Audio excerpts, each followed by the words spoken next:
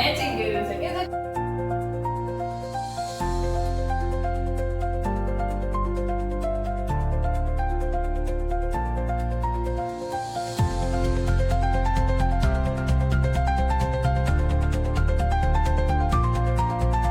Hello friends, welcome back to my channel. 5 વાગી ગયા છે અને અમારે જવાનું છે ગરબા નાઇટમાં. ચાલો જક્ષુભાઈ, ચલો ચલો ચલો, પછી આપણે ટાટા જવાનું છે.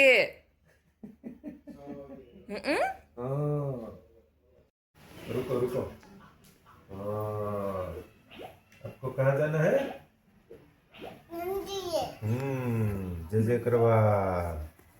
મારા પપ્પા જક્ષુને રેડી કરે છે એટલી વારમાં હું અને વૃષભ પણ રેડી થઈ જઈએ. में जाना है ना? आवाज पहना है देखो.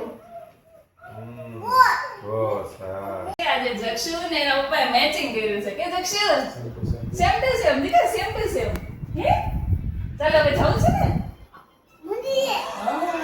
6:30 જેવું થઈ ગયું છે અને અમે લોકો રેડી થઈને પહોંચી ગયા છીએ ફાર્મ પર. સવારે જે ફાર્મ હતું એટલે કે માંડવામાં જે ફાર્મ હતું એ જ ફાર્મ અત્યારે છે, પરંતુ બંને અલગ અલગ પોર્શનમાં ડિવાઇડેડ છે. આ ઓપન ફાર્મ છે અને પેલું ડોમવાળું ફાર્મ હતું. તમે મંડપ મુહૂર્તનો વિડીયો મારી ચેનલ ઉપર આવી ગયો છે, ના જોયો હોય તો મારી ચેનલ ઉપર જઈને જોઈ લેજો.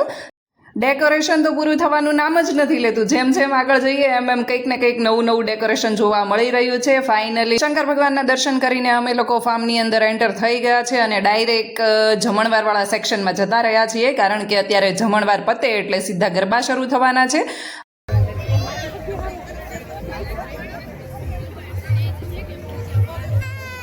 મને એટલી બધી કંઈ ભૂખ હતી નહીં એટલે મેં તો ડીશ જ નથી લીધી. સ્ટાર્ટરમાં થોડું ઘણું ખાઈ લીધું છે અને આવી ગયા છીએ ફોટોગ્રાફી કરવા માટે.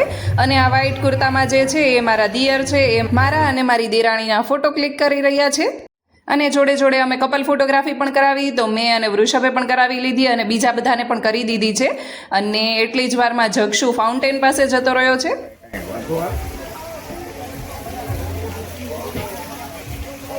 શું કરશો જક્ષુ? છોકરાઓને દોડાદોડી કરવાની બહુ મજા આવી રહી હોય એવું લાગે છે. આ અમે ત્રણેય દેરાણી જેઠાણી છીએ. ગરબા રમ્યા પછી ફોટા એટલા સારા ના આવે એટલે અમે તો પહેલા જ પડાવી લીધા. એટલી જ વારમાં પ્રિયંકાબેન અને મંત્રકુમારની એન્ટ્રી થઈ ગઈ હતી એટલે અમે લોકો ફોટા પડાવવાનું સાઈડમાં મૂકીને અમે લોકો એન્ટ્રી જોવા માટે આવી ગયા.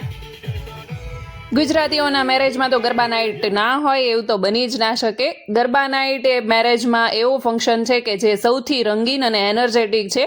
ગમે એટલા થાકેલા હોઈએ પરંતુ ગરબા તો એન્જોય કરવાના જ. અહીંયા સ્વામિનારાયણ ભગવાનની આરતી કરીને અમે ગરબાની શરૂઆત કરી દીધી છે.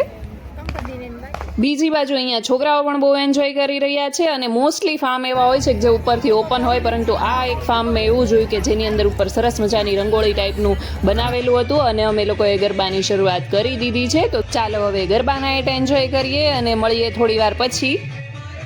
આમ તો નવરાત્રિમાં આપણે લોકો ગરબા રમતા જોઈએ છે, પરંતુ નવરાત્રિમાં તો સોસાયટીમાં કેમ રમતા હોઈએ છીએ અને અત્યારે જે મેરેજ ફંક્શન હોય એમાં ફેમિલી સાથે ગરબા રમવાની તો મજા જ કંઈક અલગ હોય છે.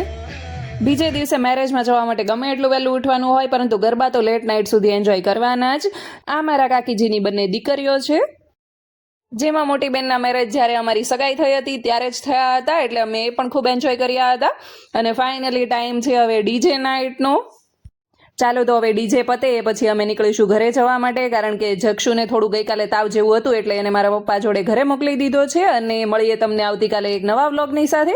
ત્યાં સુધી ગુડ નાઇટ, જય શ્રી કૃષ્ણ એન્ડ જય સ્વામિનારાયણ. મારી ચેનલ ઉપર નવા હોય તો સબસ્ક્રાઇબ કરવાનું ભૂલતા નહીં. પીલો શું પીજો?